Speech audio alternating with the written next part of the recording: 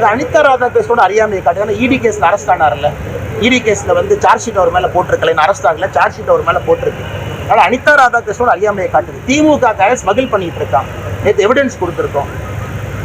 ஆம்பித்தட்டமைன் நீங்க பாருங்க, கொக்கைன் புதுசா கேட்காத வார்த்தையெல்லாம் திமுக காரன் மீனவர் என்கின்ற போர்வையில ஸ்மகிள் பண்ணி மீனவர்களுக்கு கெட்ட பேர் ஏற்படுத்திட்டு இருக்காங்க. அது தப்பு இல்லையா? அப்ப இலங்கை கோஸ்ட் கார்டு வந்து பிடிக்கிறாங்கன்னா நல்ல மீனவர்களும் மாற்றாங்க. அதைத்தான் நான் சொல்லி காட்டினேன். திமுக காரன் இதை பயன்படுத்தி திமுக கட்சிக்காரன் கடத்தல் ஈடுபட்டிருக்கான்.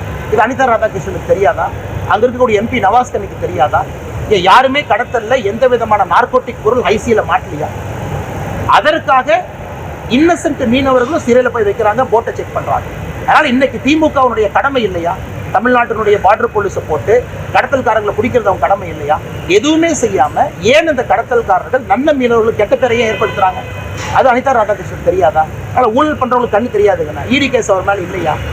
பிலிப்பைன்ஸ்ல போட்டு வாங்கினார், இங்க போட்டு வாங்கினாரு. அதனால என்ன அறியாமையில் அனிதா ராதாகிருஷ்ணன் பேசிக் கொண்டிருக்கிறார்.